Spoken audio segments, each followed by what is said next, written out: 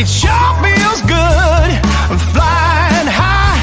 I never tell a secret that it's all a lie. The same old salesman, that's me. For whatever is ailing you, I've got the remedy. Yeah, that same old salesman, that's me. Yeah, that same old salesman, that's me.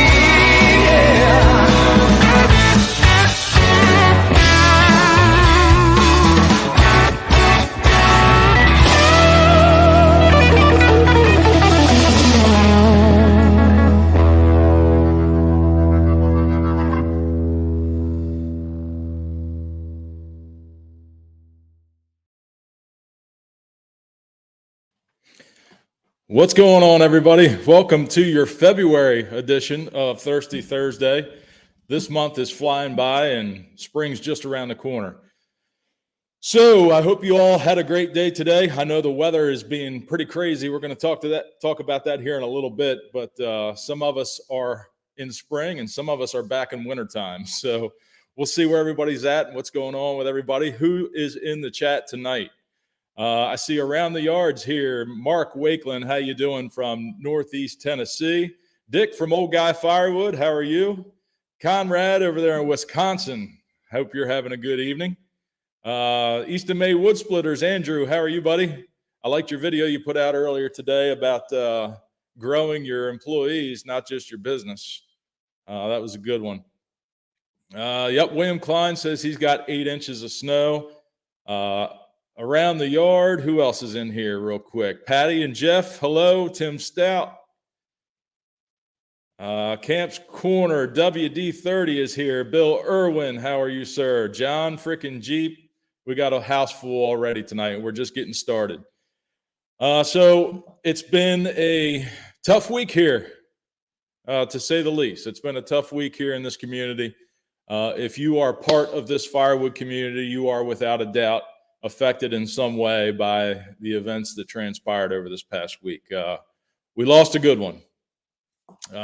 Chuck Rogers from the Iron and Oak Sawmill is no longer with us, and it's been pretty tough. It really has. A guy that I've known a little over a year, maybe a year and a half since I first met him, is leaving a pretty big void personally with me just in that short amount of time. He taught me a lot. Just a great all-around guy. Fortunately, I was able to hang out with him for a few times, and his services are coming up this Saturday. So before we get going here tonight, let's pour a drink and let's have a toast to all the memories that we can all share and look back on with our buddy Chuck. Cheers, everybody.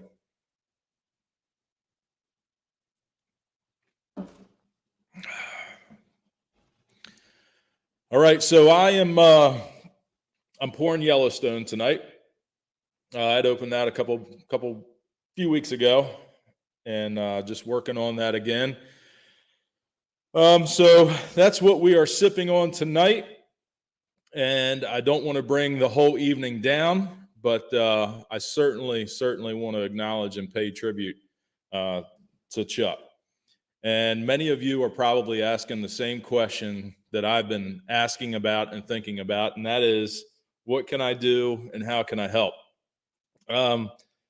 So we're going to know more after Saturday. The services are this Saturday for Chuck. They are up in Pennsburg, Pennsylvania. The obituary is out and the services are listed, and it says all are welcome. So I will be making the trip up to the services, and I know several of us are going to be doing that. And we're going to have a conversation with Deb and the family, obviously, to find out what their needs are and if there's anything at all that this community can do. Because if there's one thing I know about all of us in this chat right now is that when anybody needs something or somebody's struggling, we all stick together. And this is just another fine example of what this community is all about and what we can do. So what can we do to help? For right now, there's just a couple things off the top of my head. Number one, if you're not subscribed to the Iron and Oak Sawmill channel, YouTube channel, head on over there, hit the subscribe button, and just start watching the videos. Push play, let it play through all the ads, and just, help support them that way.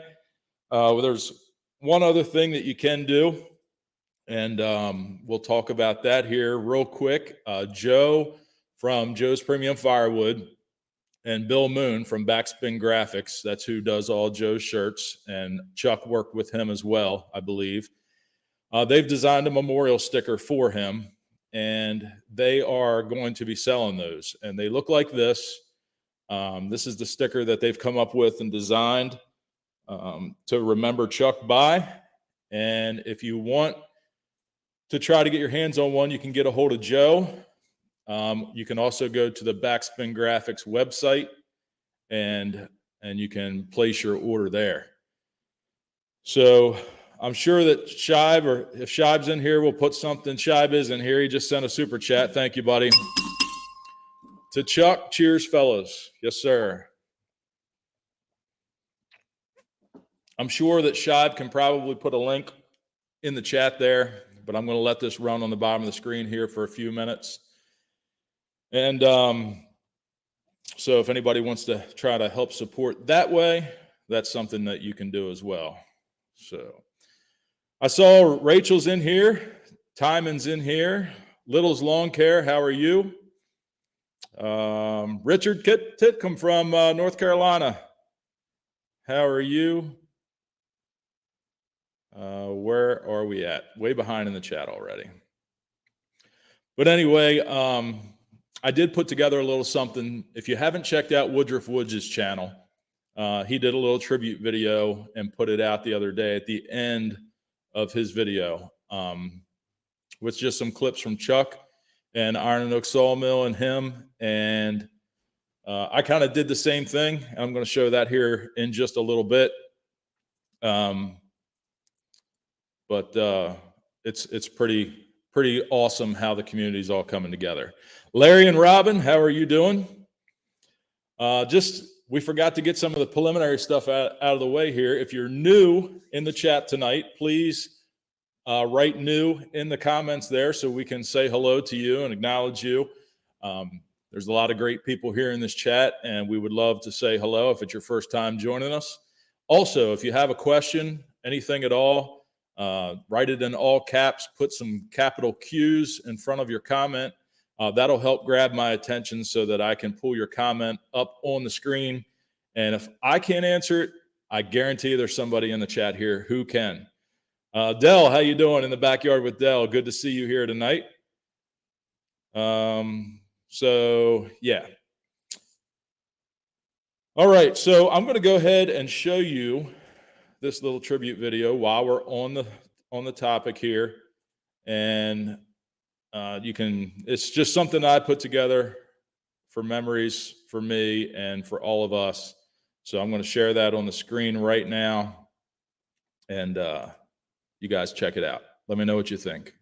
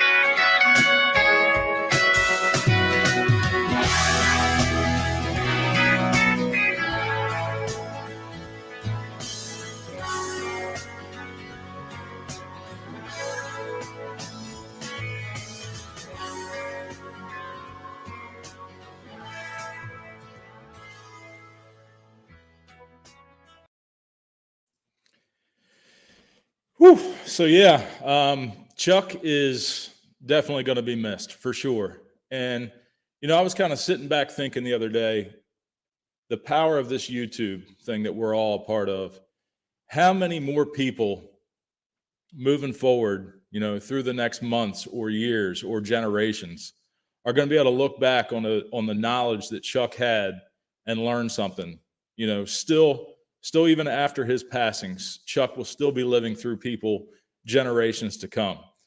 I think that is pretty cool, a pretty cool thing to do. With the power of YouTube. So, yeah, he's just going to keep teaching people for generations to come. We had another super chat come through from Larry and Robin. Thank you so much. I appreciate that. So I don't know how many of us will be showing up to the services on Saturday, but I know for a fact that there's definitely a handful of us that are going. So we will hopefully have more information for everybody to relay to you all between myself, Shibe, Darren from Woodruff Woods, and whoever else is there. We would certainly pass that on to all of you. And I know that there are some other things in the works. We had a little conference phone call the other night with a group of us trying to think of some ways that we can, some things that we can do. Can't really talk about any of that yet because it's still in the works and we need to finalize some things. But we're definitely not going to let his memory die. We're definitely going to remember him, and we're going to do something for that. Hey, there's Chris from In the Woodyard. How are you doing, my friend? That processor is going to be getting a lot of work here coming up soon. Larry Cluck Outdoors, how are you? Colleen, how is the weather up in Saskatchewan? While we're talking about the weather, it was absolutely gorgeous here in Maryland today. I'm talking like 70, 71 degrees this afternoon. That's very, very unusual for the weather here in February. So I know some of you up in Wisconsin and up there are getting some snow and some cold weather. I think even Patty and Jeff up in New York got some cold weather today. It's supposed to be decent tomorrow around, 50, 55 degrees, but it's going to be windy. They're talking about 40-mile-an-hour wind gusts here. But some really strange weather for February. We actually had a pretty mild winter here in Maryland. Question here from Joe Dodge Firewood from the Sawmill.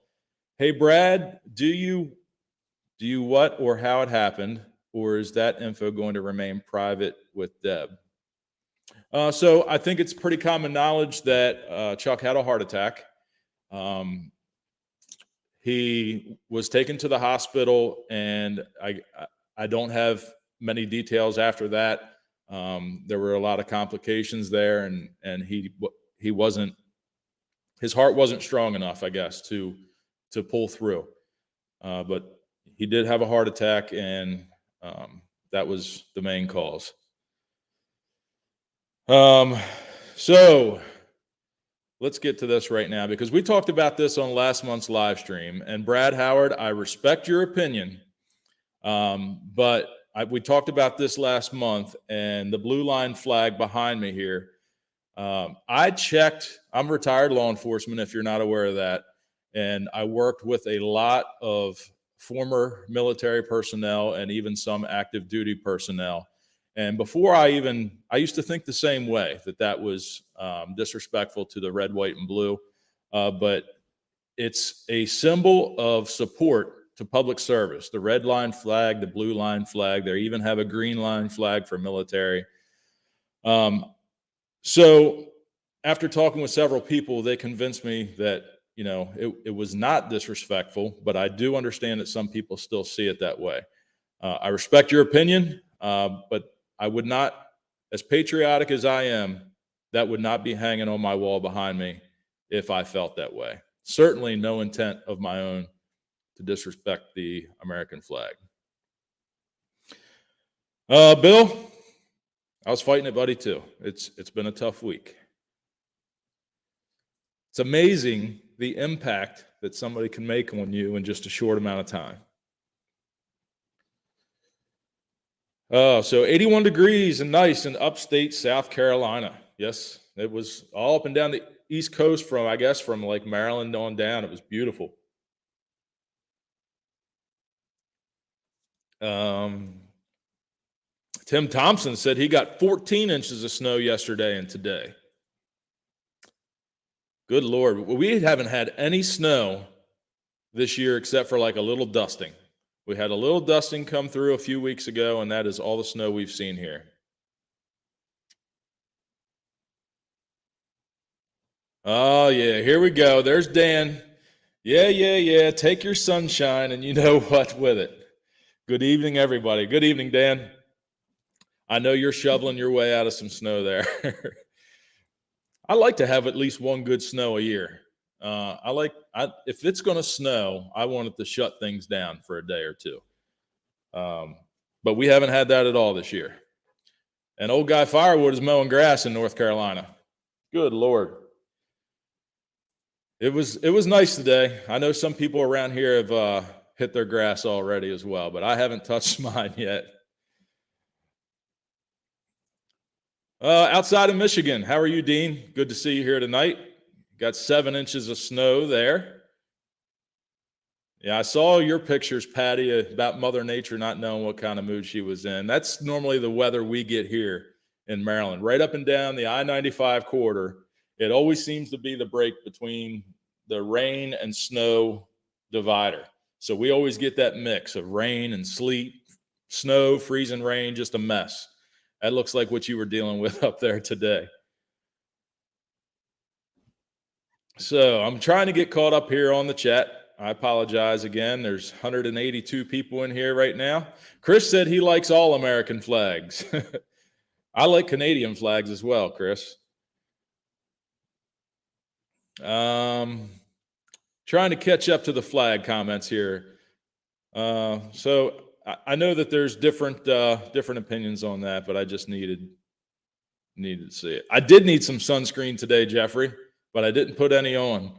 I got a little bit of work done in the Woodyard after I got done at my part-time job and soaked up some sun before Taylor had a batting lesson with her coach. So high school softball is going to be getting started up. They've got tryouts coming up on March 1st. So Taylor's geared up for that. She's going to be ninth grade this year, her first year playing high school softball. She's got tryouts starting on the 1st of March. So we're all excited and nervous about that at the same time.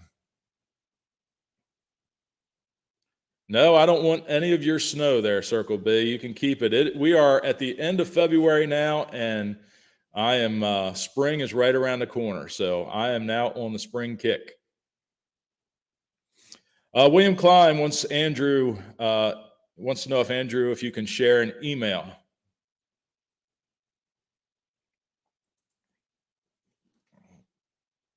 Ken's Cuts is here. He just got here. Welcome. Glad you could make it tonight. New to the chat, not woodworking. Well, welcome. I'm glad you're here.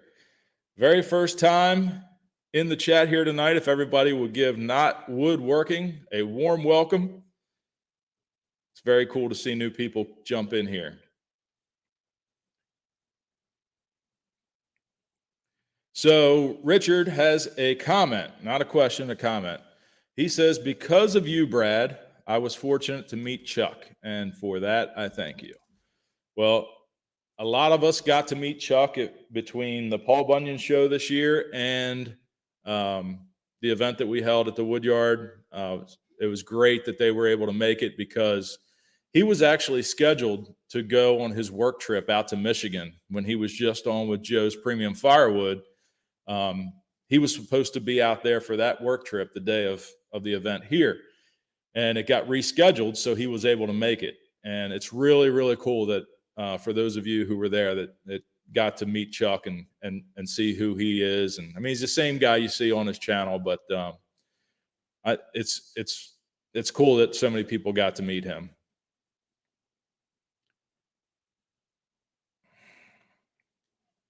Andy says, nothing stays shut down here. Wisconsin has snow plows. I don't think any of the roads were closed more than an hour or two through the 3-day storm.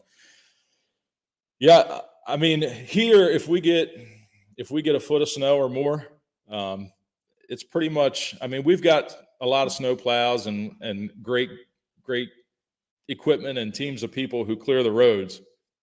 But a lot of the businesses and the schools, obviously, they're shutting down. Andrew says, Jeffrey, is Patty getting excited for Joe on Saturday? So if you don't know, Joe Barney from Joe's Premium Firewood is the guest on Skidder Kev's live stream Saturday night. Andrew Easton will be on there as always as well. And it will be Skidder Kev, Andrew, and Joe. So if you're able to join in on that live stream, check that out. That should be a good time. Jack says, be sure to smash the like button, everyone, please. Thank you, Jack. I don't like to throw that out there a whole lot, but when somebody puts it in the chat, I always show it. The thumbs up and the likes definitely help the algorithm on the channel here. Obi has arrived. Obi, welcome to the chat. Glad you could make it tonight. Dirt Road Landing wants to know where Kenny is, Chris. Is your brother going to join in here tonight? It's a good thing that there's no sound from the chat because he does have a heck of a woo. Rachel, that's funny. I'm not going to put that on the screen, but that's funny. You guys can go back and look at her comment. All right, so here's Shive. He put Iron and Oak shirts and stickers are available at Backspin Graphics. All proceeds go to Deb and the family. And there's the link to that website right there. So, yep, shirts and stickers. If you're just joining us and did not see the tribute sticker that they're doing, here it is. It would be awesome if, if you're wondering how you can help out or how you can show a little bit of support. That's one of the ways that you can do it. So thank you, Shive, for throwing that up there.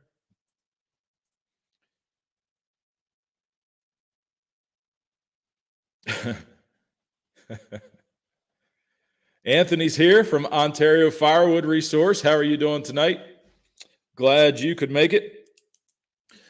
So, we got a question here real quick from Ken's Cuts. Dying to know who your next special guest is, Brad. Yes, we do have a special guest that you're going to see on next week's video. On Wednesday morning at 7 o'clock, it comes out. I'm not going to give it away because I've already teased it on this week's video. But it's somebody that you know. It's someone that everyone in this chat right now knows because it's quite possible that person is in the chat right now. I will tell you this. He has not been a special guest before. And you're just going to have to wait till Wednesday to see. It's a good video. We did a little bit of everything. And I think he had a good time. So we'll see. Joe, better late than never. Glad you could make it, my friend.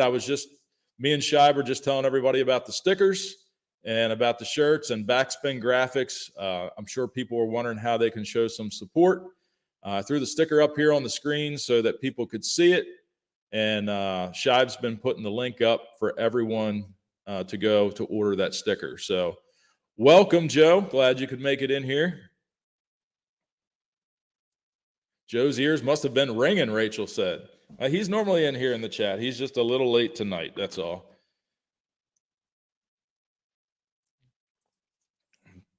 Rachel, if he's at work, that's not really an excuse because he's normally in the live streams, even though he's working. So he may jump in here soon. We'll see. Cash 5150's here. How are you doing, sir? Glad you could join. So Brady, Brady has been working on these smoker chips and fire starters. And it's been an awesome thing for him to come over to the yard and, kind of go through some of the scraps that are made from the box wedge and repurpose them and use them and give him kind of like his own little thing to do, something that he feels like he owns. It's his own thing. But he's been separating stuff and drying stuff, laying it out on long sheets of metal and letting it bake in the sun. And it seems like he's really going to run with that. So we got the first, you saw, if you didn't see the community post, we did make the very first bag of Brady smoker chips. And we got him a little label there. And we left a blank in the middle so that he could write down what kind of chips they are. But yeah, we're going to see how that works. I'm not really sure that these bags, I'm not really happy with these bags. The heat seal doesn't seem to be working. Uh-oh. I think we lost. Might have to change something out here. See what I can do. Minor technical difficulties here.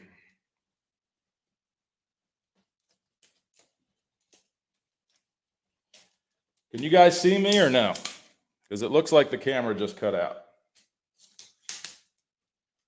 I'm working on a fix here, so.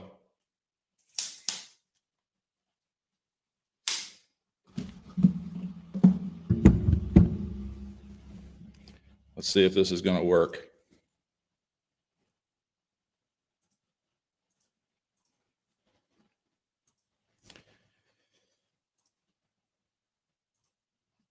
All right, let me reposition this here, and hopefully this is going to work out, because I don't know what happened to the other camera.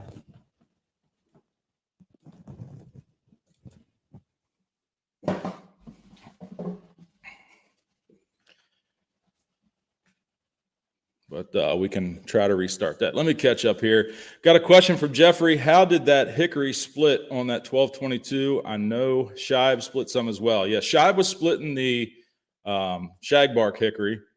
And a lot of the hickory that I get is the bitter nut hickory, I think it's called. All hickory is a little stringy, but it split pretty well. It was pretty straight. Cash wants to know how much for the first bag. The first bag, we haven't really set a price yet, but we're thinking around $5, I think is what we're going to do. Sorry about the camera, guys. I'm trying to make the best of it here. So I think we're going to do $5 and see how that goes. But that's what we're doing. All right. I wasn't trying to hide, but something went down with the camera there. WD30's here with a super chat. As we wait, tip them back. Well, hopefully I'm back with you now. I switched cameras here, so hopefully that's going to hold out. It wasn't the battery. I don't know what happened. Let's drink to WD30 super chat there. Cheers, and we've got another one here from RG Productions. I have some moonshine for you. Well, if you've got some moonshine for me, buddy, I will take it. Maybe we'll sip on some moonshine here one night before long. I don't know if that would offend people that I wouldn't be drinking technically bourbon. It's still whiskey, but it's not technically bourbon, but might put a little shot of that here one night. Yeah, Shive said his hickory was stringy and full of knots, but it went well. One thing about the box wedge is, and you all know this, is that you get out of it what you put into it. So if you put junk in it, you're going to get junk out of it. You put nice straight grain and decent wood through it, you'll get really nice wood out of it. But that's what the 4-way is for. You got some big nasty stuff, switch that box wedge out, put that tall, I've got that tall 4-way, and can certainly make do with that.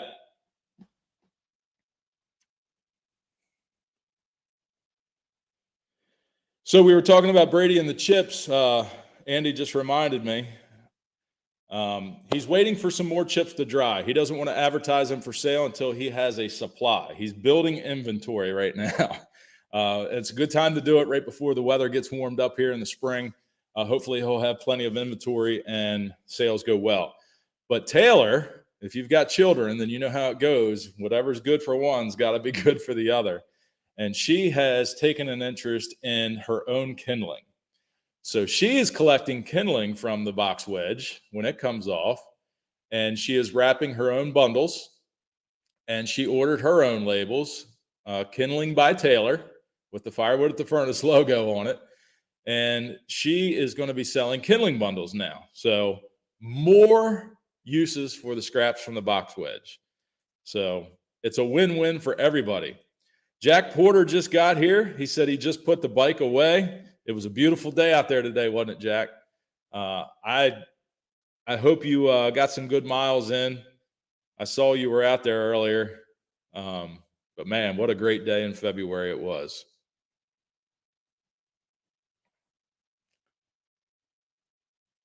Bill wants to know, let us know when they go on sale. I will. I think he's talking about maybe the smoker chips. Dan's House of Smoking Outdoors. There's some nice looking chips. Are you shipping the chips? Does he have any plans to do smoker chunks? We just got the camera back, I thought we just got the camera back. But let me try this here. But he's not planning on doing smoker chunks as of yet.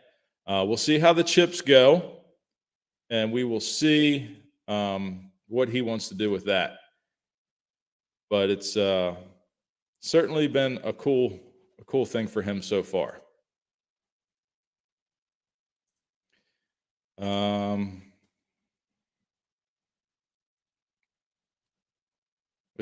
You should definitely put the first bag up for bid to get Brady going.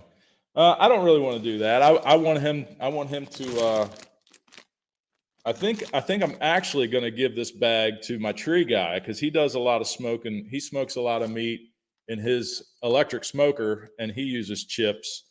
So I think I might give that to him just to get some feedback on how it works out. Hey, my mom's in here. What's up, Mama? Glad you joined in tonight. Kent says that $5 is too cheap. I should start at $8. Well, I think that we have to come up with, make sure that it's a good product, make sure it's going to work out and it's what people want. I kind of did the same thing with my bundles. When I first started my bundles, sold those for $5, and you know how big they are.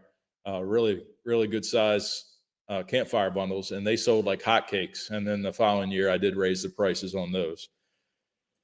So we'll see how it goes. But the label should be in for Taylor's Kindling here soon. And we're going to get that going as well. John said, I must have put the camera on radio instead of TV mode. Well, that's some antique equipment you're talking about there, John.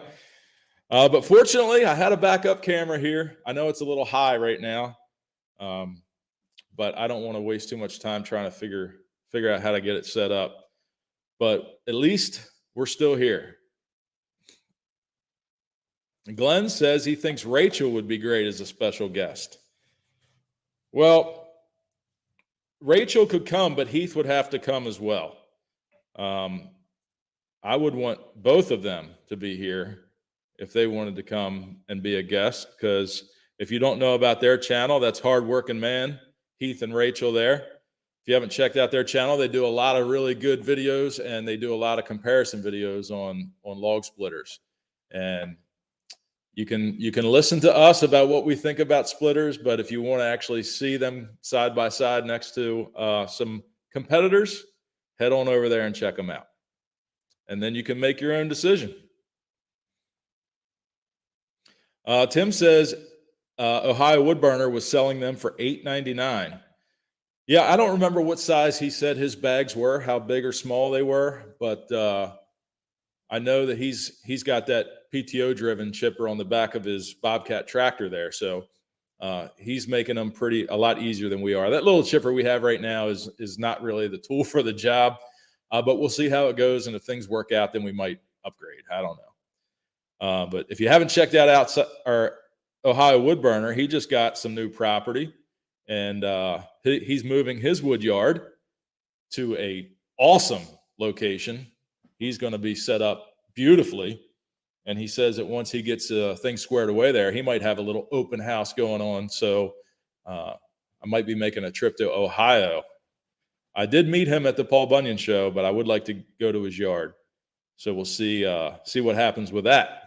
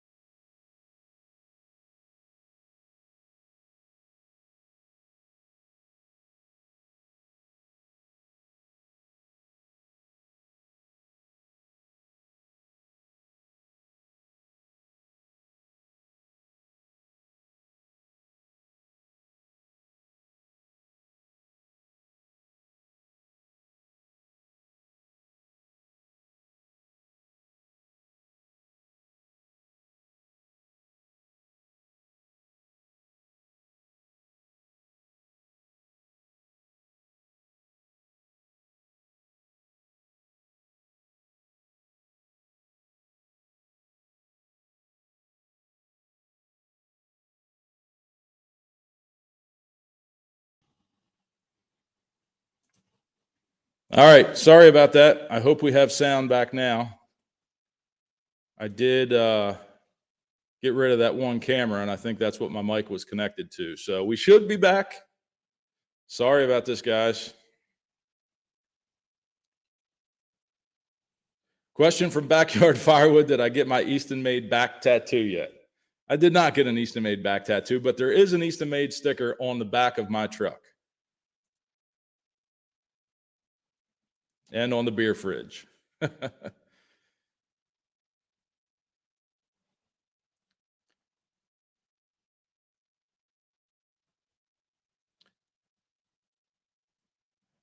Jeff says that they call him a sexy beast from the East. He is a beast, and we'll be seeing him soon. Well, in August, we'll be seeing him. Let me catch up to where everybody.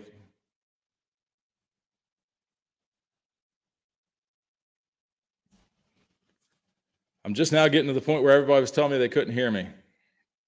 I did get a couple texts from people telling me, so that's all right. I'm back. Very good. Sorry. All right, I'm getting all caught up to the chat now. So if I skip over your question, throw it back in, and I will get to it. All right, so the wood has been steady coming in. The tree service has been giving me a steady supply of logs, and I'm actually keeping up now for a change. It's really cool that that I'm able to keep up now. So it's working out really well with the new setup with the 1222 and the conveyor.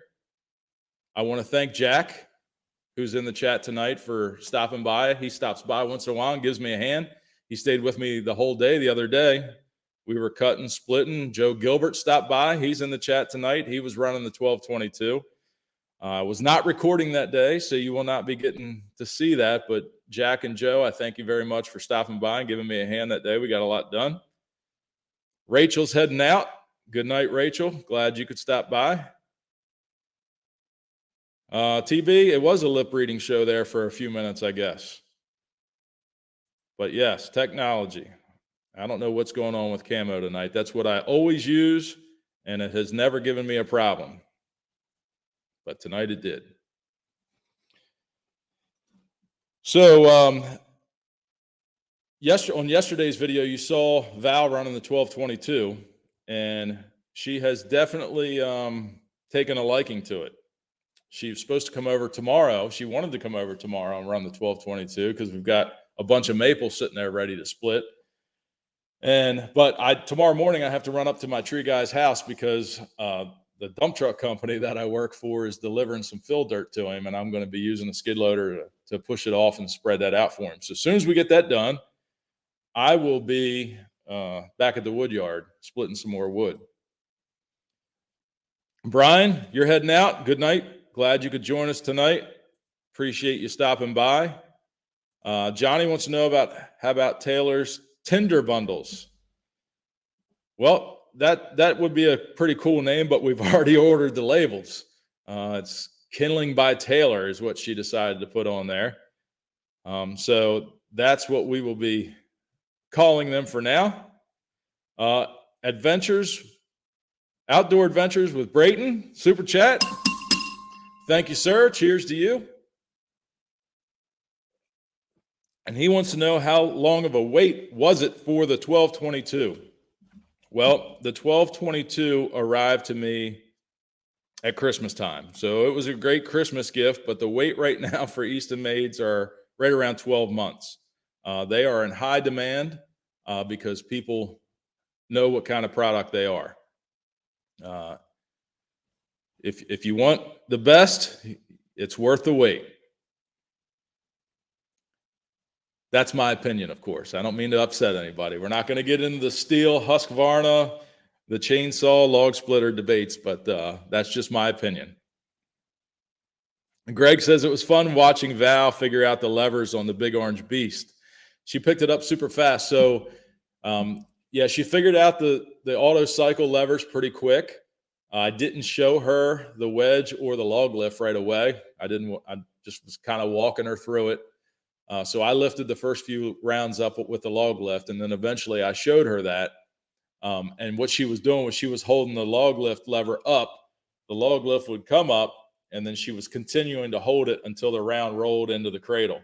So I just had to show her that, you didn't have to do that once the log lift got to its highest point. She could let go of the lever. So she caught on to that real quick. And yeah, she thinks it's pretty easy. Jeffrey says Ram Splitter is the best. Ram Splitter worked out for me for a little while, but it just got to the point where I couldn't deal with the customer service anymore. And yeah, William Klein says just ask Nate. That's apparently what they thought my name was after all the interaction that we had with each other. So that's a story for another time. So I told you I was sipping on this Yellowstone tonight. But a buddy of mine just picked up a store pick Yellowstone for me. For those of you who are interested in the bourbon, this is a store pick, and it is at 109 proof and is a single barrel. So I haven't opened that yet. I'm looking forward to trying that one out. I do like the regular Yellowstone bourbon, so the store pick and the single barrel should be pretty good. John, do you think the problems you are having tonight may be Chuck letting us know he is here? Well, that's a great way to look at it, John.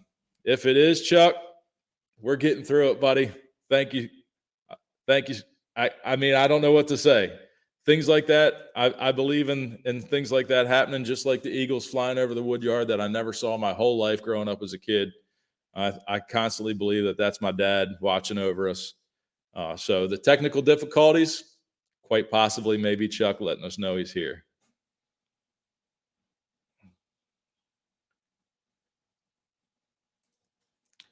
WD wants to know, how many Whistle Pig 10 years have you had? 0. I have not tried that one. The bourbon market has exploded in the past few years. I mean, there's just so many different ones out there now, and it's just crazy. I mean, and depending on the area that you're in, and what your location is, depends on what you can and can't get. A lot of these bourbon groups on Facebook and YouTube and social media, if they try one and they say they like it, then their word is gospel, and everybody's out looking for it, and it drives the price up and it drives the inventory down. So that's kind of what's going on with the bourbon thing. But anyway, we do have a giveaway to do, just like we do every single month on here. We'll ask a trivia question, and we'll give away, well, you have your choice now, actually. You can pick the whiskey glass that we always give away. But now we also have the beer mug. You can choose the beer mug if you like, or you can choose the shot glass. They're all engraved with the same Firewood at the Furnace logo, and you get your choice. So the question for tonight, let's get to this question first. Are you going to post the motorcycle beard video in the shorts section? Your audio cut out just as you were about to answer. All right. So yes, if you all want to see that, I'll post it in the shorts section of the YouTube. So yeah, I'll do that. I'm also going to post the video that I showed at the beginning, the tribute to Chuck. I'm going to post that on the channel as well for anybody who wasn't here that would like to check that out. So the question for tonight is, you have to be specific. What did we do to Brady's chipper to make the proper size wood chips? What was the final solution that got the size we wanted for the smoker chips? So that is the question for the winner tonight of the whiskey glass, beer mug, or the shot glass. It's your choice. The first person that comes through the chat that I see with the correct answer will win.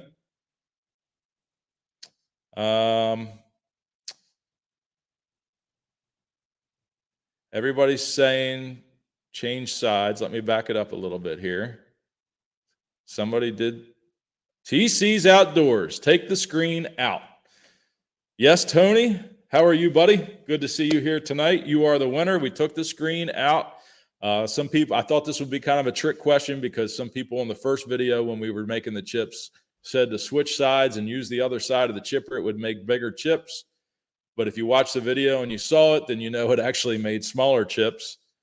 So we actually found the screen or the grate or whatever you want to call it, and took that out. And that's what we ended up doing with that little chipper. So Tony, you're the winner. Let me write your name down here. Let me know in the chat or email me, firewood@thefurnace@gmail.com, on what you would like, either the whiskey glass, the beer mug, or the shot glass. Back 40 with a super chat.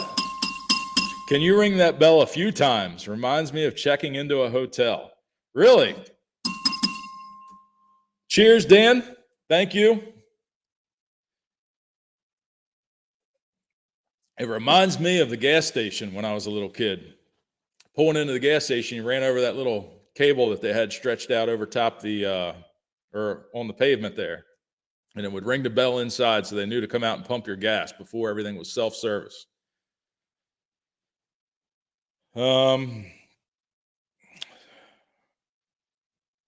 So yeah, that's what I think the bell sounds like. A lot of people are still answering the question.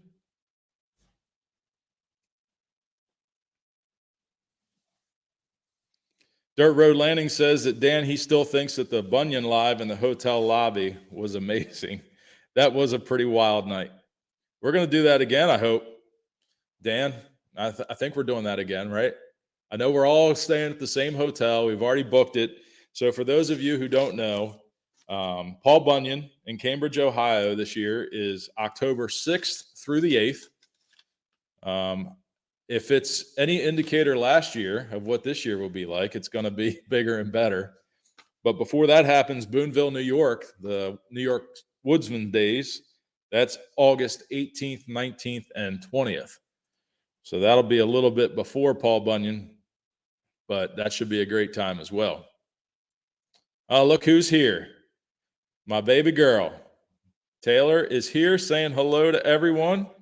Taylor, you should have been here earlier. We were having technical difficulties, and I was getting a little overwhelmed. We had a camera go out, then we had the sound go out, but we're back up now. That's why the camera's a little high right now, because I'm using the other camera. Yeah, Joe says it sounds like the gas pump bell as well. So I am a little behind. Hey, tomorrow is Jeffrey's birthday. Well, happy birthday, my friend. I didn't realize that, but I'm sure I would have known when I saw on Facebook tomorrow. Happy early birthday. If I was close by, I would give you something, a gift, but I'll have to wait until I see you in August, I guess, if not before. Well, no, I'm going to see you Saturday. So I will bring you a gift for your birthday on Saturday at Chuck's Services. Jack says he turns 40 next Friday. Another birthday in the house. So I'm going to have to remember that too for Jack. Jack's birthday is next Friday. I like birthdays. I think it's nice. Everything else has a day throughout the year. I mean, there's National Taco Day, National Pizza Day. Everybody should have their own day.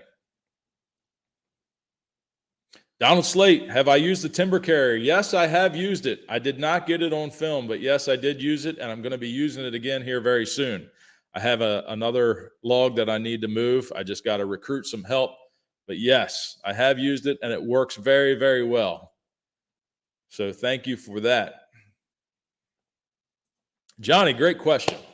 Does it seem that your workflow is dialed in with the positioning of the equipment? So Jack and I were just having that conversation the other day when he stopped by the yard and was helping me out. If you see how I have it situated at the end of that last row, I've got the splitter and the conveyor right into the driveway where I can back the dump trailer up. And fortunately, the conveyor is long enough that I can get wood all the way to the front of the dump trailer, loading it from the rear. Ideally, it would work probably a little better loading it from the side, so that the grizzly bars and the pan to separate the scraps would fall outside of the trailer. But it's really not going to work that way for me in my situation, because I don't want to park the truck sideways in the yard. I mean, the whole reason I'm setting it up this way is so that I can have the trailer on pavement when I'm loading it. If I did turn the trailer sideways or rotate the splitter and the conveyor 90 degrees, I would block my access to the aisleways between the firewood rows. So I think the way I have it set up right now is the best situation for what I have going on right now. And I'm going to leave it that way, pretty sure. I can dump the log. When I bring the logs in from the tree service, I can dump them right on the log lift side of the splitter, buck them up, and they're right there ready to go. Paul Wagner wants to know, what about the firewood frenzy? Well, if you're talking about the Midwest firewood frenzy, Dan did announce that that's off for this year. That's not going to happen, but I think he might be trying to work something out in a different venue. That's a question you'll have to ask Dan about. But the way he had it working out the last 2 years is not going to happen this year. He announced that a few weeks back. Conrad, details on the T-bucket. Audio cut out when you were talking about it earlier. Man, you guys missed a lot of stuff. I apologize again about that. It's a fiberglass body. It's got a 350 small block with a 350 turbo transmission. It's very loud. So when you drive it, you do have to wear earplugs. It's got a transmission pan leak and a little overheating problem going on right now that I need to get worked out in the spring. But it's fun to drive. It was actually Val's father's. He passed away a few years ago, and they were trying to sell that to help pay for some of the expenses of the funeral and everything, and kind of decided that I would purchase it. That way we would have it here, and kind of part of Val's dad would stay with us. So that's how I came to acquire the tea bucket. Just bought it from the estate, and we have a little piece of her dad here with us now all the time. So it's a fun little thing to run around in, but definitely not for long trips. Taylor, Joe wants a go blue for Penn State versus Ohio State and Michigan versus Rutgers. So I might be behind in the chat. She probably already gave that to you, Joe, but hopefully she's still in here. The Small Woodlot, he just had a 55th birthday on the 3rd of this month. So happy birthday to the Small Woodlot. That's awesome. And Richard, a week from Saturday, will be 68. Goodness gracious, all kinds of birthdays in here. Well, happy birthday to all of you. That's really wild. So many birthdays all within a small time period. Hey, Chris Clark from Dude Ranch DIY. Chris, good to see you in here. Appreciate that. Glad you could join us here tonight. That's a great fish you got there in your profile picture. Goodness gracious.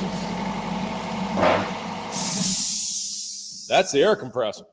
All kinds of problems. That might be Chuck again. Goodness. So yeah, Chris, it looks like a striper you're holding there. It's kind of small. I can't see it, but I'm into striper fishing too. I have to send you some pictures of some of the ones that I've caught.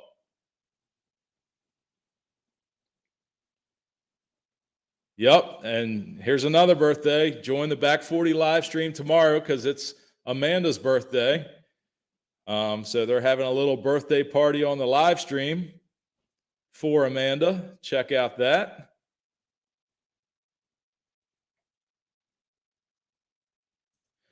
And WD says that the camper would have to move for a different configuration of your yard. Yeah, I'm not sure if that would really make a big difference or not. The camper will be gone for a couple months coming up because we're putting it at a campground for almost 2 months this spring. So we can travel back and forth to that on the weekends. So we'll see how that works out and what my vision is without that being there. But I'm not sure that would change a whole lot because it's kind of parallel sitting right there next to the shed.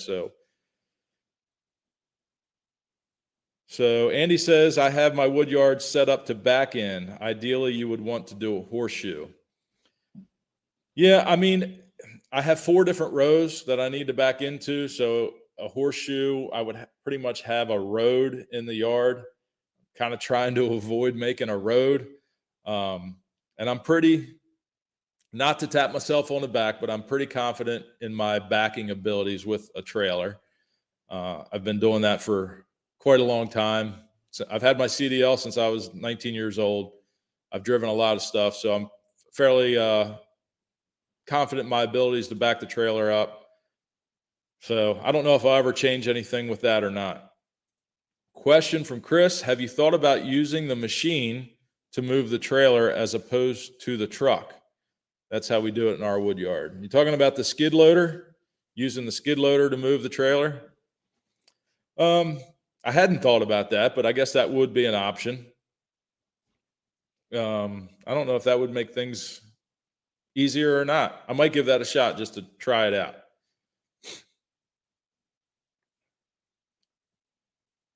Catching up here real quick.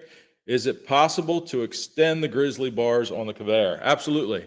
If you look at Shibe's, this is from the Firewood hut. If you look at Shibe's grizzly bars that he fabricated for his conveyor, his are a little bit longer. I don't know if he did that purposely to back his trailer under the grizzly bars or if he just needed a longer section to come off the side. But you can certainly add another little bit of tray, a little length of tray there. Ken's Cuts. I had a couple questions on the video yesterday about this, and it's amazing how much observation you all do when you watch the videos, because there's things you catch that I don't realize I included. And that question is, whose trailer was next to the basketball hoop in the Wednesday's video? That trailer actually belongs to Joe Gilbert, who's in the chat here tonight. And he brought it for me to use the day of the Fellowship at the Furnace event that we had. And he said that he didn't need it till spring so that I could hold on to it until then. And so he's kind enough to let me use that for now.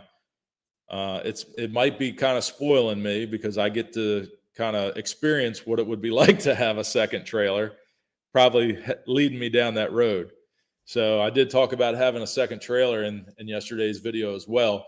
And it just seems like it's happening more often than not that I'm using the trailer a lot more splitting wood than I used to. Remember, I used to split wood right into that little tiny yard trailer that I would pull around with the four-wheeler. Now I'm exclusively splitting into my dump trailer to move it to where I'm going to stack.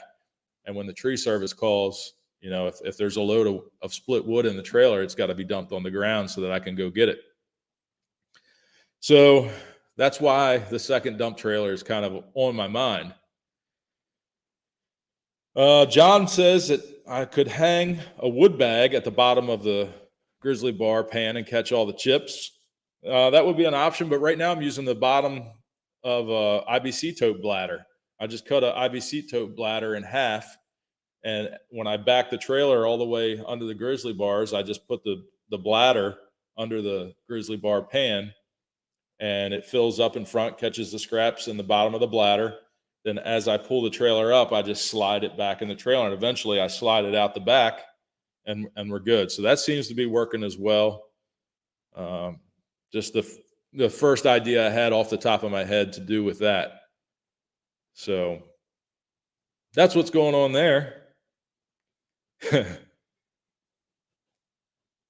Turn off the air compressor. That's exactly what it was. Figures it kicks on right in the middle of the live stream. It could have been Val's dad as well, saying to get it fixed. He wants to go for a ride. He actually does ride with us. He was cremated, and part of his ashes ride along with us in that car wherever we go. And we have a vanity plate made for the back of it and with his name on it as well. Bill says, Brad, what is your cord goal this year? I think, gosh, I don't really know, because I'm making firewood so much faster now. I don't know what's realistic. What a realistic goal is, I think I can get to 60 pretty easily. Next year, I can get even more because I will have the setup already sooner than I started with it this year.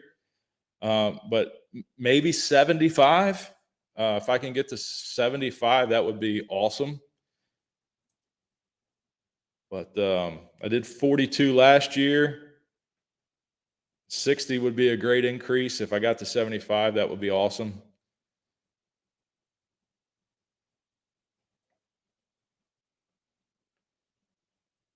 Jack says, I definitely can say you can back the trailer up. I witnessed it Sunday, threading the needle a few times.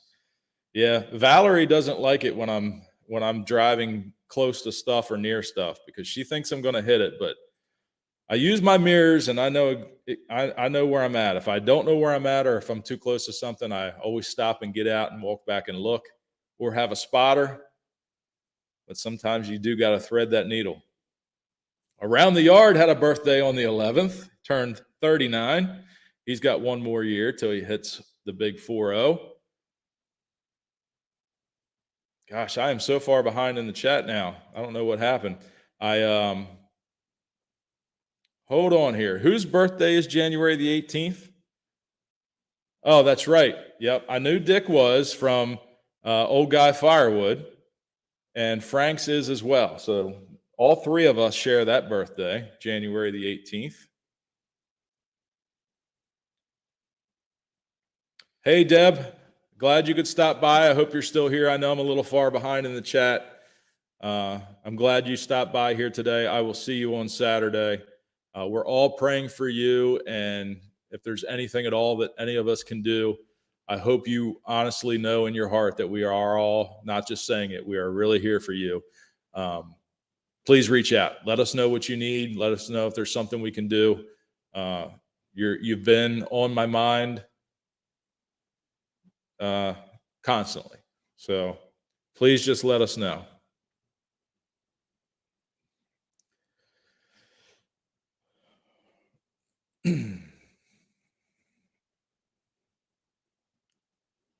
All right, question from Johnny again. If you switch to a roll-off container style dump trailer, you could have multiple containers available to use simultaneously. Yeah, and they're very expensive. Very expensive. Even used dump trailers are so expensive. It's crazy the way they hold their value, I guess because they're just in such high demand. I mean, you're better off if you can spend another $1,000, $1,500. You can get a brand new one. It seems like. Chris does have a nice trailer, Glenn. He's got that stainless trailer or aluminum trailer. I forget what it's made out of, but it won't rust.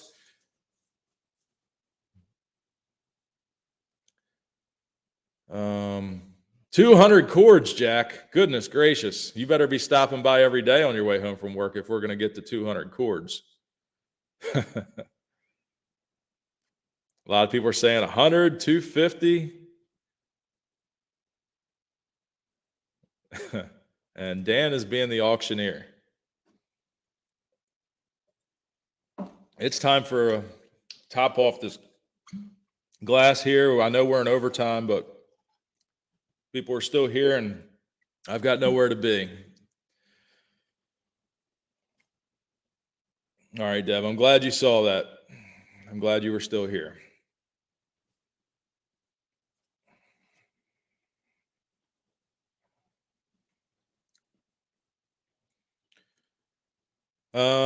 Juan Montoya, where to stay for the Paul Bunyan show? We are staying at the Fairfield Inn. It's about 20 minutes away from the show, 25 minutes away from the show. I can't remember the name of the town. If Shibe's still in here, he probably remembers, but it's the Fairfield Inn. That's where the live stream was. That's where a lot of us stayed last year. There's other hotels that are close by within walking distance or driving distance if you're Jeffrey. But Jack says, I'll help every day. Let's do it. 200 cords it is. All right. You got your own firewood to split there, Jack. York Firewood's here. How are you, sir? Glad to see you. Thanks for stopping by here. That's the gentleman who brought the Easton-made Axis to the fellowship at the furnace. I'm going to have to get up with him to see if he's willing to do that again, because it seems like everybody wants to come back again next year. So we will have to check on that. It would be awesome.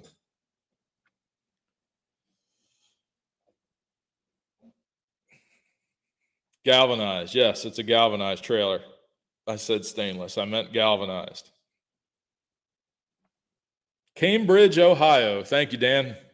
The Fairfield Inn in Cambridge, Ohio is where we stay for Paul Bunyan.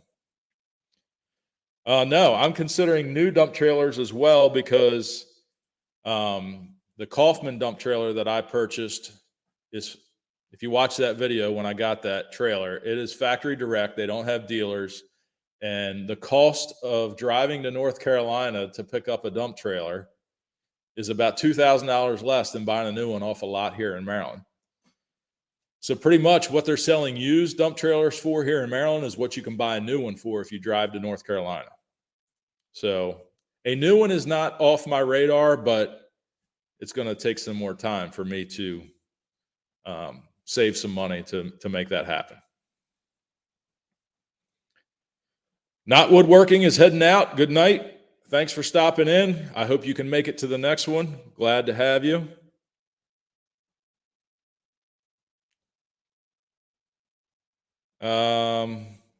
Is that Glencairn glass full or wee mini? I just pour a few ounces at a time to see how the night goes. I do have to get up early in the morning and run a skid loader to push some dirt. So I'm not taking it too hard tonight. Jack has had too much whiskey. Ask him again in the morning. Well, I might have to give him the keys to the operation, and he can just stop by and split and cut whenever he wants if he thinks we're doing 200 cord. Oh gosh, that's funny.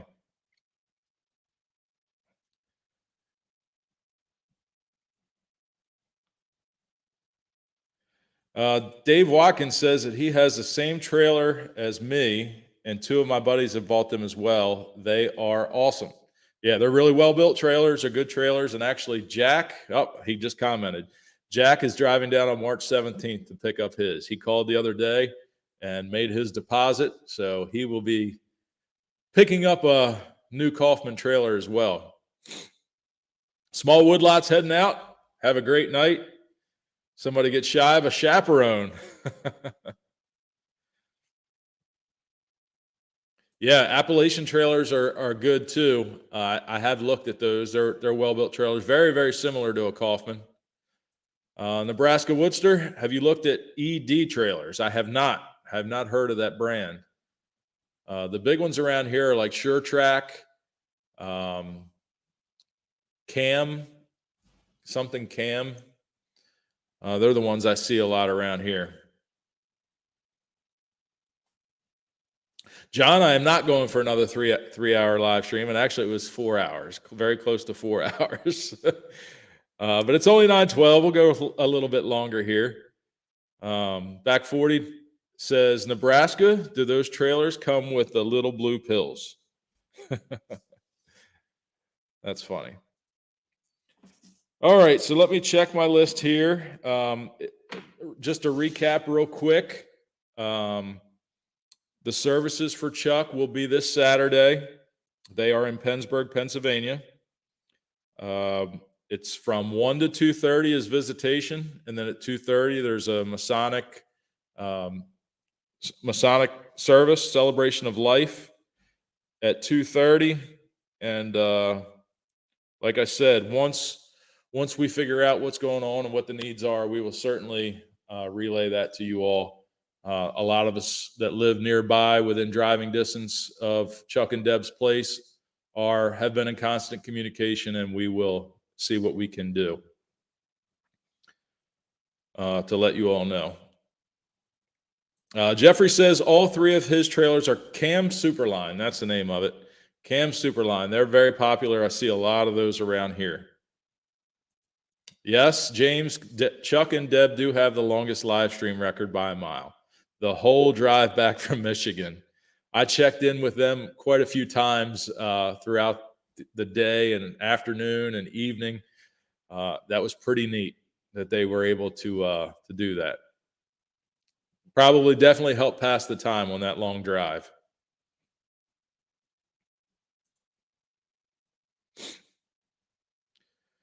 TB cut some hickory today with his MS-290.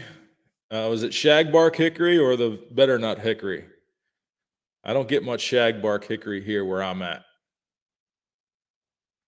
Greg Prince says he has a 55-ton 4-axle Kaufman. Wow.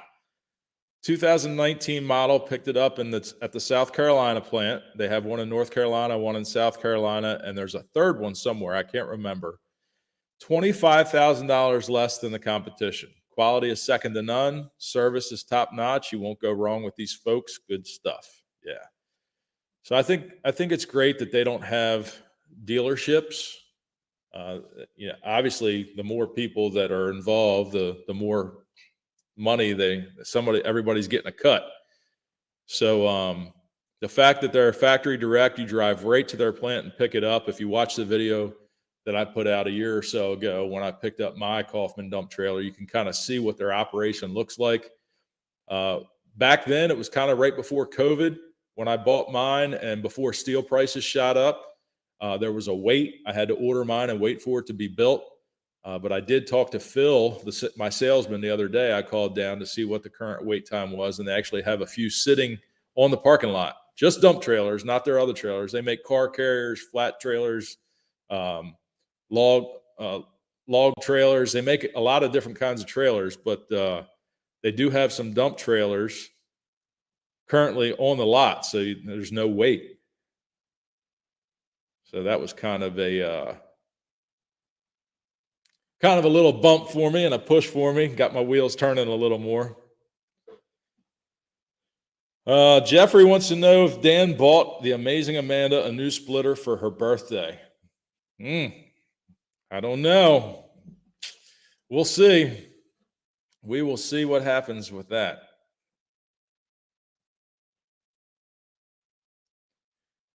Little's Lawn Care just got himself a dump trailer, 7x12 used.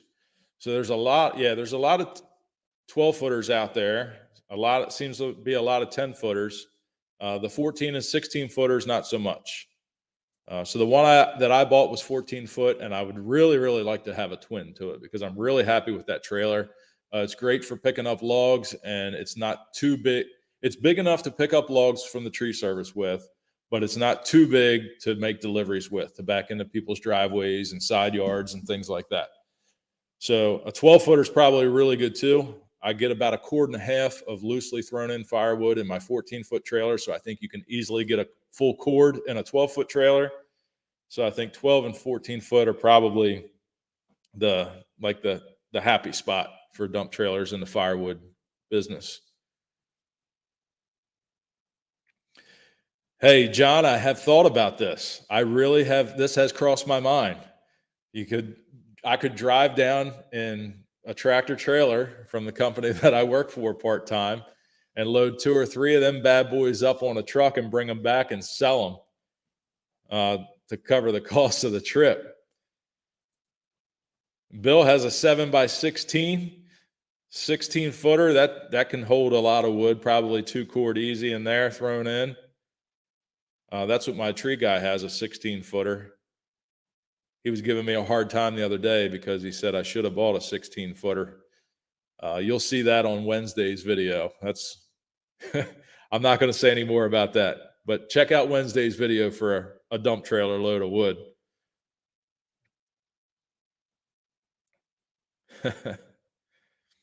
When I talk to my sales rep, has the price gone up? So I can tell you this, a 7x14 heavy duty dump trailer. That's with the heavy duty jack, the 10 gauge floor, the 12 gauge walls, 2-foot sides, the 3-way tailgate, the barn doors, and the spreader gate, is right now just like $9,800 or $9,900. And I think the 12-footer, the jack is going to pick up is like $9,200, $9,200. That's the price of a brand new, high quality, well-built trailer. And around here, you're buying used ones for $9,000. So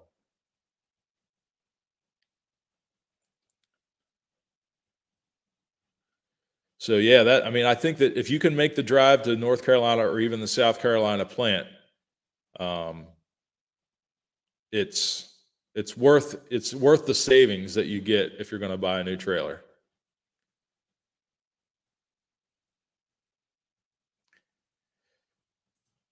Mr. Scuba says he gets 3.5 face cord in his 7x12 dump trailer. How high are your sides? Do you have high sides on it? Could you get another half of?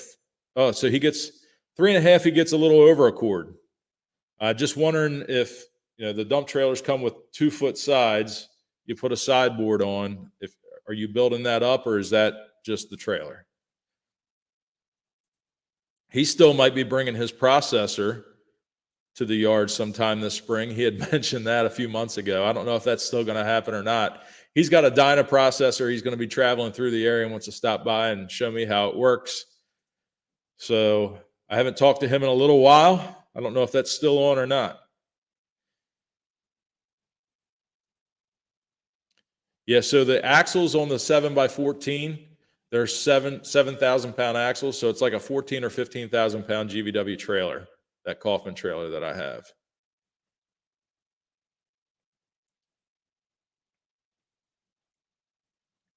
Hogs Logs is traveling to Missouri tomorrow to pick up a new dump trailer. Congratulations on that. TC's heading out. Good night, Tony. Thanks for being here. I hope you have a good night, my friend, and send me an email for your, let me know what prize you want me to send you. Bill says he's been pulling a 16-footer since, where did it go? Since 2015.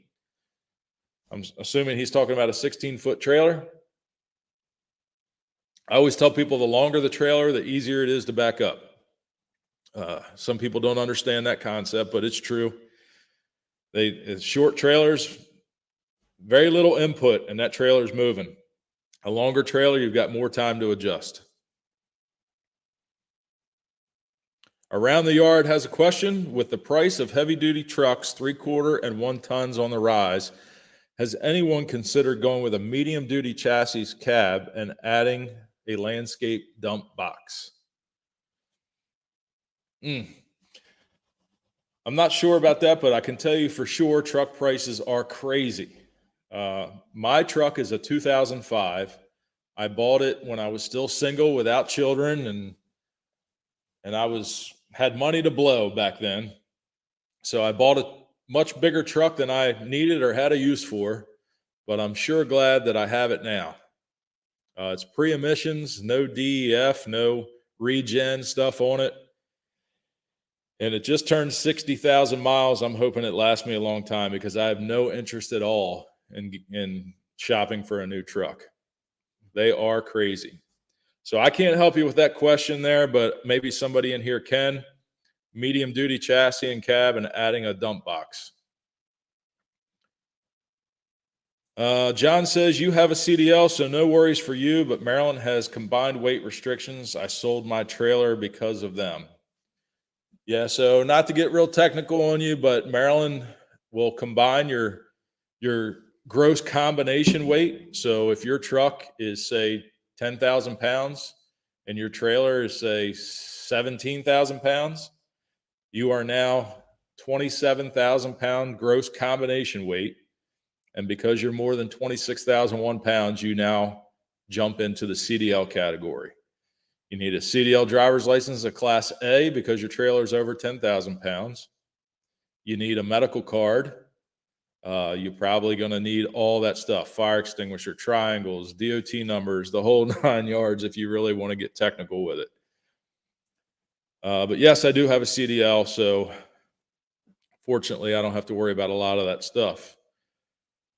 Chris wants to know if my heart is set on a dump trailer. What about a flat trailer with removable bunks and unload it with the skid loader?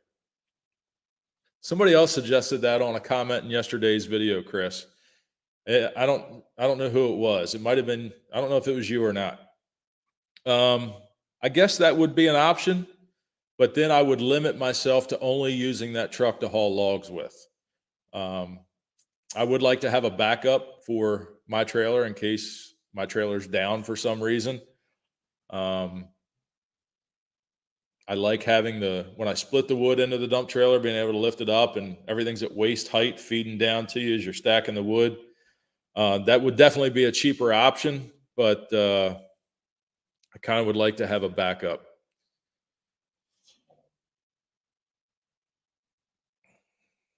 But yeah, somebody did mention that in a comment yesterday that I saw. Dick from Old Guy Firewood, he says, if you're going to use a half-ton pickup, don't go over a 12-foot trailer, in his opinion.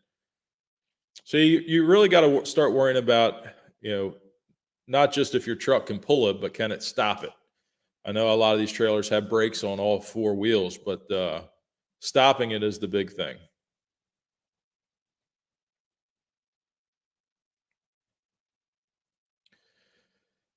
Craig Wilson, how are you? Didn't see you in here earlier. See, you're standing next to Captain Morgan there. I'm sure Dan loves that. That is what Dad always said. Short trailers are the hardest. If you can back those up, he said you can back anything. That's true. I tell you what's really, really funny is if you go to the boat ramp in the summertime and watch people pulling those short, narrow jet ski trailers. You can't see them in your mirror until it's too late, and they turn really quick. So it's super entertaining sometimes to watch them back up into the ramp. Sounds like Val and the kids just got home from ball practice, so maybe somebody will jump in here and say hello to y'all.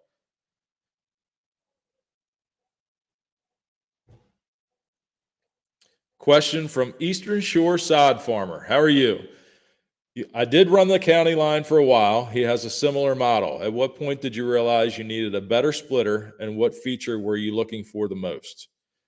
Well, actually, when I got when I was using the county line, it was in the very beginning, and I was pretty happy with it. The cycle time for a box store splitter was fairly decent, I thought.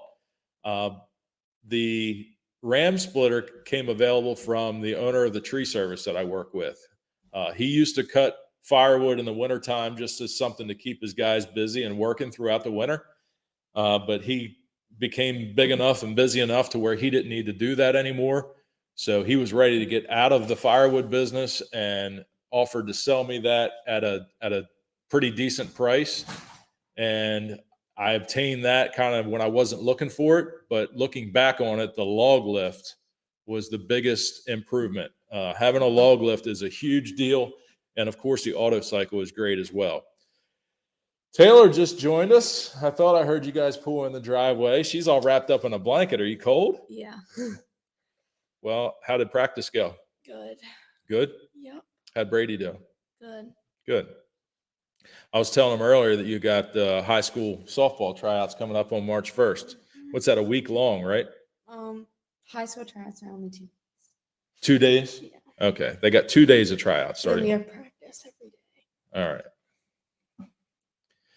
So everybody was wishing you good luck at tryouts. She's been working hard out in the batting cage here in the yard and hitting lessons and fielding lessons. And so hopefully she does well at her tryouts. Shibe says that he may upgrade to a 14-footer or add to the fleet. Yep. You're kind of in the same situation I am there, buddy. Your production is going to increase as well. Yeah, Donald, there's still 180, 83, 185 in here now. Still an hour and a half into this. So Colleen's telling Val to unplug the air compressor. I shut it off, Colleen. No more worries of that kicking on here again tonight. We've had all kinds of problems tonight. You see, I got the other camera. Yeah, your camera keeps putting a notice up there on your phone. Yeah, well, that's the original camera that keeps kicking in and out. But I can't shut that camera off because that's when my sound cut off, when I shut that camera off. Every trailer over 5,000 pounds needs brakes, according to Brad's former coworkers. That is true. That is true. And a breakaway. A breakaway that is attached separately to the pulling unit. Little's Lawn Care. I wouldn't use a half-a-ton truck for firewood. I just got rid of mine for a 3/4-ton truck. World of difference. Yeah. So look, here's the deal with that kind of stuff. Like, you got to use what you have. We all talk about chainsaws. We all talk about log splitters. We all talk about trucks and trailers and all this kind of stuff. But you know, we all are in different positions, and we all are starting out at different times and have different size operations going on. You know, use what you have. And when you make some money, Chris from In the Woodyard has great videos on this that I watched back when I was first starting out. You know, don't get yourself way deep in debt right off the bat. You know, use what you have, make a little bit of money, reinvest, and grow at the pace that you feel is comfortable. So, yeah, I mean, you don't want to do too much. If you got a smaller truck or a smaller trailer, you don't want to push the limits too much, but, you know, just use what you have. Thanks for the advice. The log lift is one thing I'm looking for, and I'm curious and very interested in running a box wedge. Well, Eastern Shore Sod Farmer. I don't know what Eastern Shore you're on. If you are on the Eastern Shore of Maryland or Delaware, then you are not far away from me at all. If you'd like to come try out the 1222 and the box wedge, reach out to me. We can definitely set something up. I would be totally open to letting you come up and run that if you're close by here. Shad, I think your truck could handle a 16-footer. I mean, it can pull a heavy work truck out of a muddy field, right? Oh gosh, what a day that was.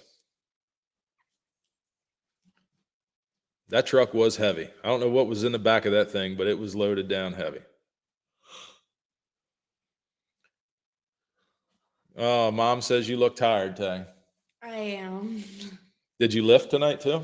Mhm. All right.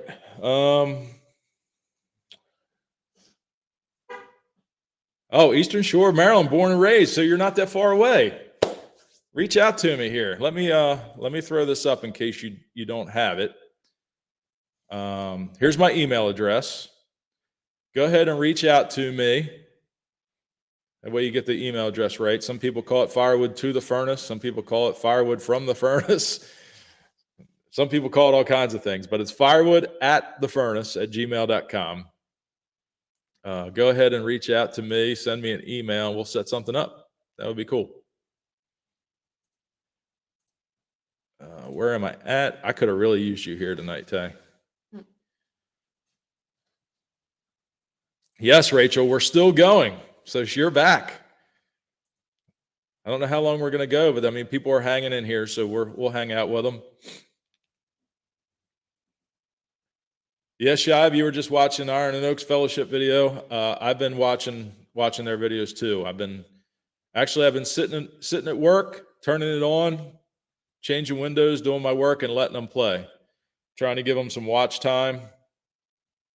Trying to give them some support there, however I can. Look at this super chat from WD30.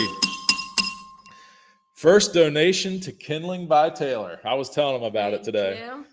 Cheers, Will. I made like 18 bundles in like 30 minutes. Yeah, she's really got the hang of that Amish built bundler. I was just going to give her the old homemade bundler that I have. I still have that in the yard.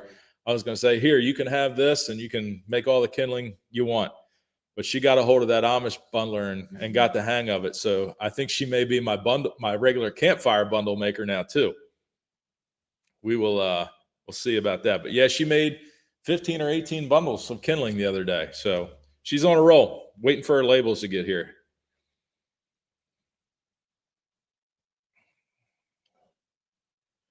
Jeffrey, are you heading out?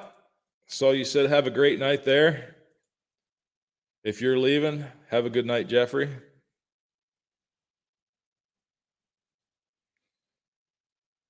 Some people are making guesses as to who my next guest is.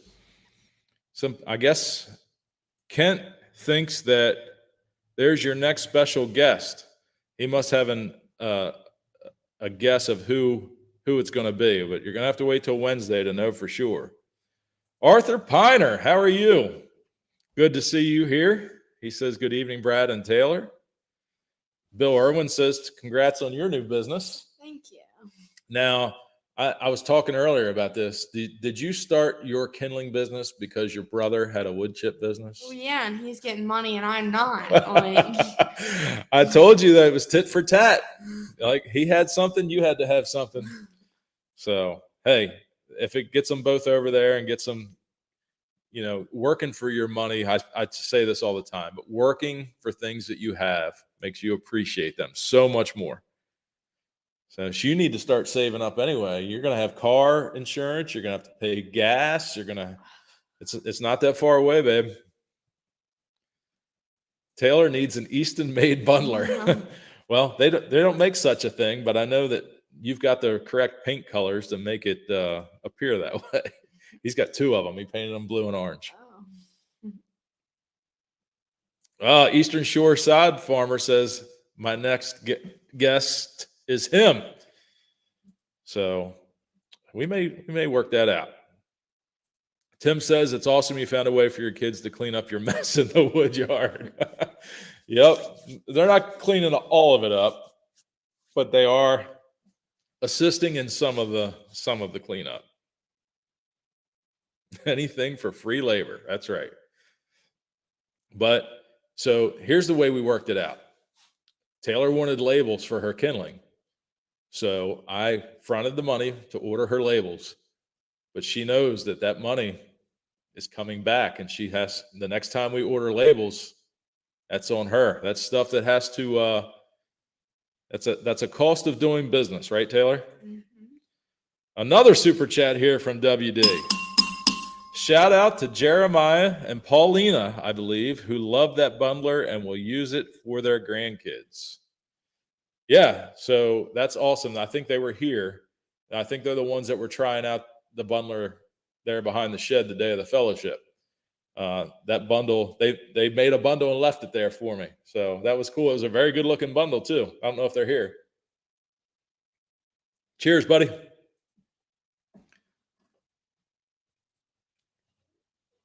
I missed something that Jack said.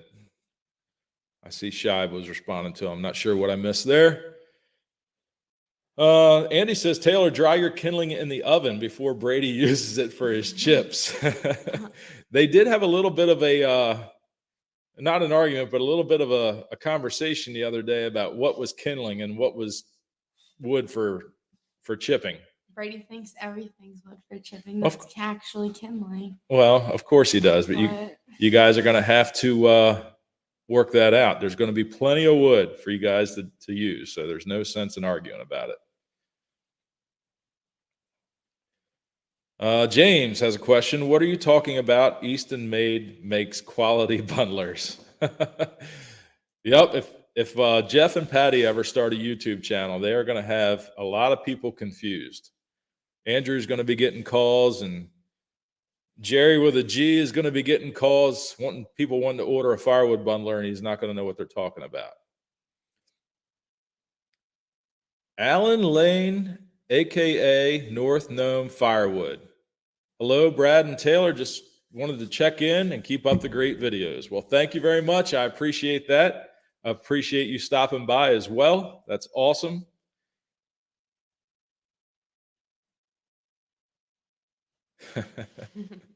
That's funny. Little's Lawn Care. Brad, what chainsaw would you recommend starting out? Well, I mean, that's kind of a broad question, but if you're doing firewood, I said this the other day, I think on somebody's live stream or in a chat somewhere. Everybody raves on the 500i, which is an awesome saw. I mean, I love the 500i. But if you're just starting out and you need a good quality firewood saw, just for firewood, I would say the Steel MS-261. It's the lightest power to weight ratio saw that they make. Very similar to the Farm Boss, the 271, and I think the 290 or 291. The 261 is the pro version of it. It's got a few, better parts in it.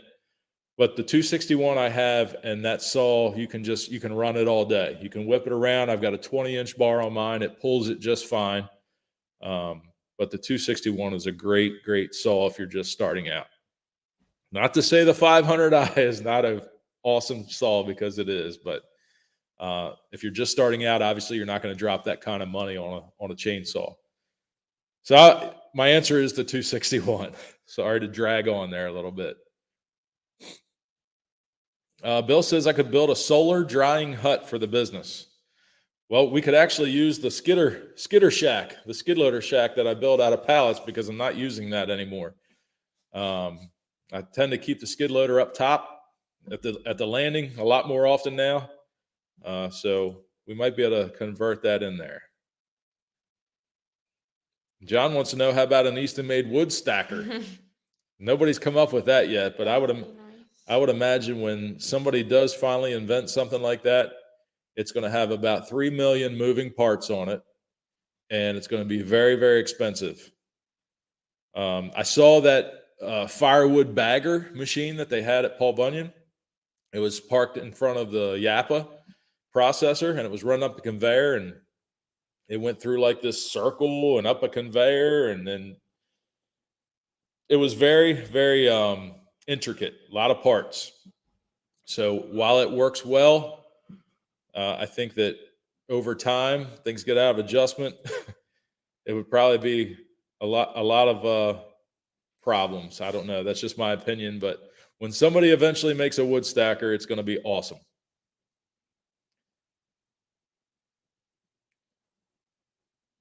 Conrad said he picked up an MS-270 for his first saw. That's a great one. Jeffrey has a question for you. To dry out Brady's wood chips, can you make a black barrel with vents to let moisture out and it can be rotated? Yeah, that's an idea. Right now we've got some metal roofing, long sections of metal roofing. And as he's making the chips, he's got a spot in the yard that is in direct sunlight, and he spreads them out real thin on the sheet metal and comes over every couple of days and rotates them. And those chips seem to be drying out really quick. So that's what he's doing right now, spreading them out on the big sheets of roofing metal.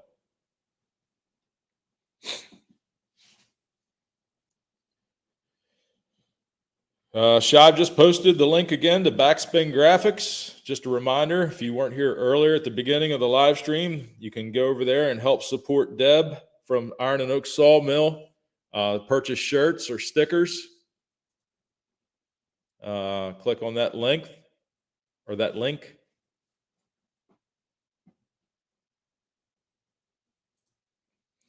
WD30 says, does your 500i with a 32-inch bar hurt your back? Well, Will, it definitely is a learning curve to learn how to run a long bar. Go watch Buck and Billy Ray. He will teach you how to run a long bar. Stand up and buck. That's all I can say is you got to stand up. The 32-inch bar is a good length for me, being the height that I am. I'm about 6'3", and I can stand up and buck with that. Will, you may need like a 4-inch bar or maybe a 5-inch bar so that you can stand up and buck. I'm just messing with you, buddy.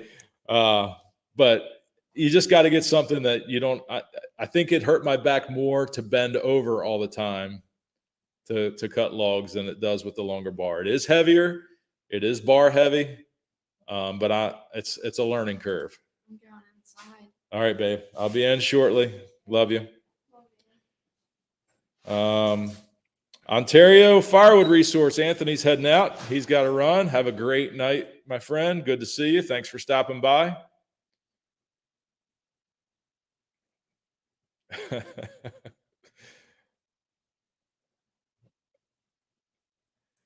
John says he made 2 wood stackers, but they never come home. Yeah, I've got 2 wood stackers that don't always come to work either. Little's Lawn Care says he's getting a 500i for a steal. What is a steal? I'd like to know what deal you found on that. Super chat from Mr. Paul Wagner. Thank you, sir. I appreciate that. Thank you very much. Cheers.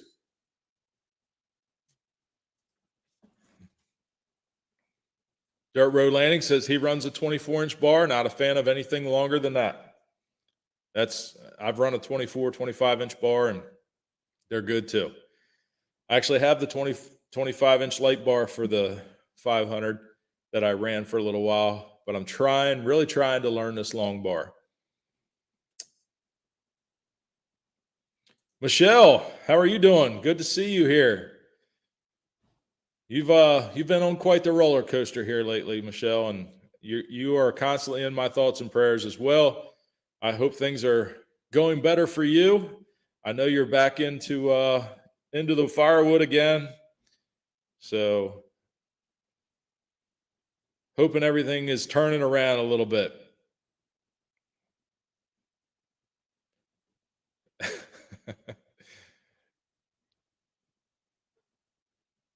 That's funny.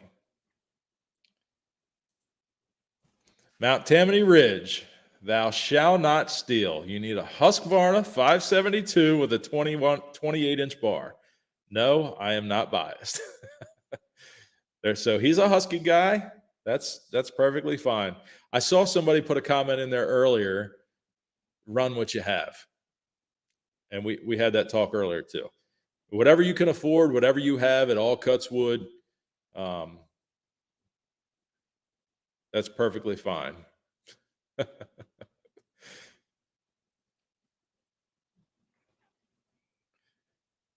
$900 Canadian for a 500i.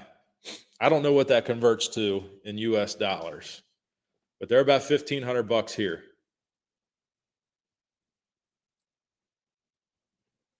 Jeff Foster, a new subscriber. Hello, hello. Cheers to that, Mr. Foster. Thanks for being here and welcome. I hope you enjoy it. Get to know some of these people here in the chat, all great people. They will welcome you. Please, everybody, welcome Jeff. That's awesome to see new people in the chat.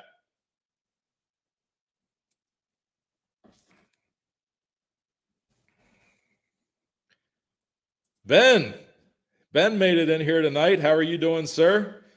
Funny, we were just talking about the 500i. I hope you're doing well, buddy. Johnny has a question. Have an experience with multiple saws. If you had to purchase the 500i versus the less expensive saws, would you still do it? 150% absolutely yes. The 500i is just a different animal. It really is. It just wants to cut wood.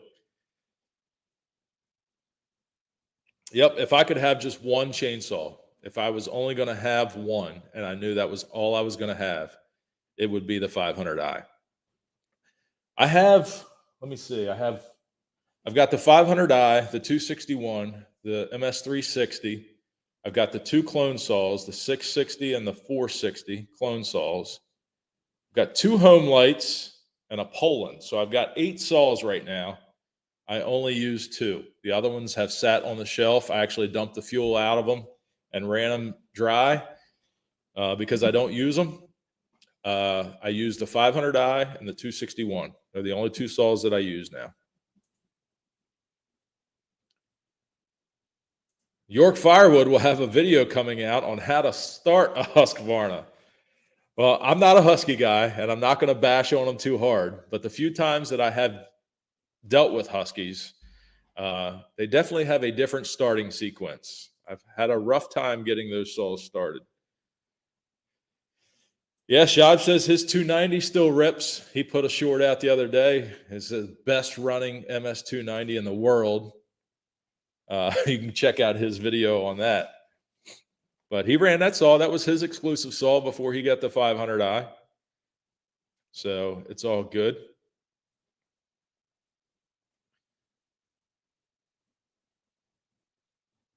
$900 Canadian equals $660 US dollars. Wow. If you're going to get a 500i for $660 and it's in running condition, I would jump on that. I would definitely pull the muffler off the front. Whoever's selling it to you, if there's nothing wrong with the saw, they shouldn't have a problem with you pulling the muffler off the front of the cylinder. Pull the cord on that saw and let that piston run up and down, and just check for any scoring on that piston. Because if it's been run too lean or if it's been run hot, it'll score on the exhaust side of that piston pretty quickly. So if he's a good seller, he will certainly let you pull that muffler off and take a look at that piston. Super chat again from WD30. Will, for Deb, God bless the Rogers. Also, Brad, if you find a 4-inch 500i, let me know. I'll be at your Woodyard in the morning. Thank you, Will, for another super chat. You don't have to do that, my friend. I definitely appreciate it. But I will let you know if I find a 4-inch bar for a 500i. Cheers, buddy. Jeff's heading out. Everyone have a safe and blessed night. You do the same, my friend. I will see you on Saturday. Joe Gilbert is still here. Hanging out. How's your wife feeling about you being on YouTube again tonight, Joe? Joe was with me in the Woodyard the other day, was telling me how many YouTube videos he's been watching. He's got the bug just like the rest of us. Can't get enough. My wife used to yell at me for going to bed and said, how can you go to bed listening to chainsaws? It's an addiction for sure. Eastern Shore Sod Farmer says he's got a 261 now. A 500i will be his next saw. Well, if you come up and see me, you can run the 500i as well. Michelle's got an Echo that she loves. I'm telling you, whatever you got, you run. And if you like it, then that's what you do. Kevin, you need to keep fuel in the tank or else the fuel hose will dry out and crack or crumble. Yes, it will over time. I just dumped the fuel out of them probably a week or so ago. So I do start them up and run them once in a while just to make sure everything's still good with them. But that is a great point. You don't want to let them sit dry. Greg says that he's been watching Buck and Billy Ray learn that the 500i has been a good ride. Yeah, I still run my old Max and a couple older stills, the 290 and 372. Love that old dog learning techno wizardry. Yeah, so if you've been watching Buck, and he wasn't a huge fan of the 500i. Now, a lot of people thought that he was hating on the saw, but he wasn't. He's an old school guy. He likes the old school saws. He likes to play with the saws, have them ported, make them run, hot rod saws. And, he likes to tweak the carburetors and he listens to the sound. He's really, really an educated guy when it comes to his older saws. So he put that 500i in his hand with the newer technology that he didn't really have a lot of control or adjustment on. And he didn't like the 500i will 4-stroke when it's not in the wood. If it's not under a load, you will hear that saw 4-stroke. But once you get it under a load in that wood, it just eats and eats and eats. So he sent his 500i out to get ported. He got it back a few days ago or last week or something and made a video. And he has a renewed feeling about the 500i. He's learning the saw, and it's pretty cool to watch that happen. Old dog learning new tricks.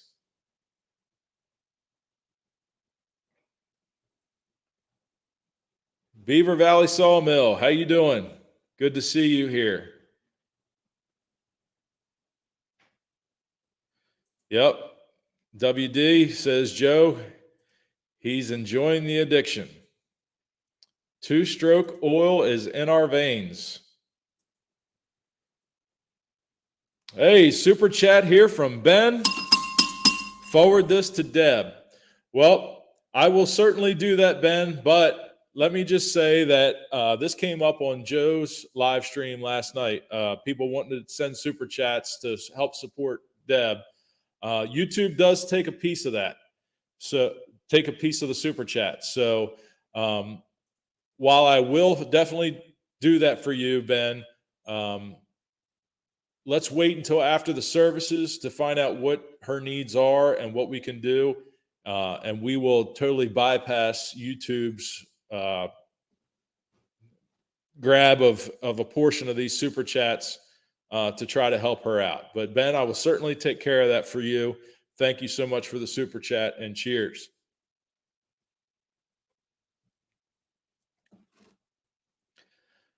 Question here. My wife said the same thing to me. I don't understand how you can fall asleep listening to either chainsaws or backup beepers, I assume, on construction equipment. Yep, I'm telling you, it's just something different.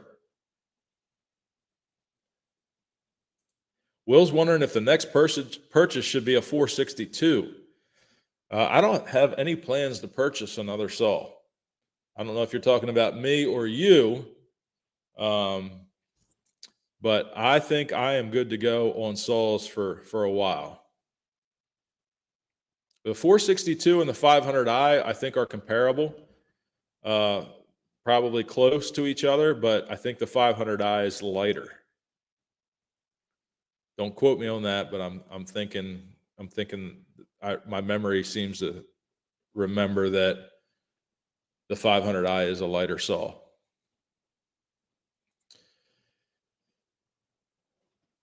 Jack says his wife only likes when he watches in the Woodyard. I think she has a crush on Chris. Well, let me ask you this, Jack. Does she like Chris with the beard or without the beard? because he likes to let it grow and then he shaves it, then he lets it grow and then he shaves it. That's funny. I know you told me she likes his voice. Dirt Road Landing says he wishes someone could bottle two-stroke smell and use it as aftershave. That's pretty funny.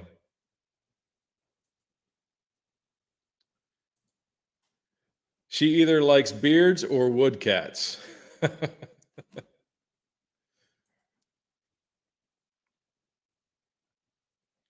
All right, so we are now almost 2 hours into this live stream. I know there's still 150 of you in here, but I appreciate you all joining. I think we're going to wrap it up. Like I said earlier, we will certainly report back to everyone after Saturday and let you know what is in the works or what we can do to help support Deb through this time. It's going to be an emotional day, I'm sure, for a lot of us, but we're going to get through it, and we're not going to let his memory fade away. There's a group of us that are going to ensure that. So Shibe just said that you can send thanks on the Iron and Oak channel on any of their videos if you would like. So yeah, they have a super thanks on YouTube now. It's kind of like a super chat on a live stream, but you can send a super thanks to a video. So that's one way you can contribute if you like. So that's one way. What is your bike there? There's a few bikes in here. Let me move the camera. I can show you real quick before we head out. That bike right there that you're seeing is a Honda Rebel that I built for Val. I kind of did the old school bobber thing on it. Let me see here. The red bike is a 2010 Ultra Limited. There's a 1998 Softail Custom behind that. And then over here is a 1971 FLH Shovelhead. So I am a motorcycle fan. I rode motorcycles for work. I was a motorcycle police officer for several years of my career, and I do like bikes.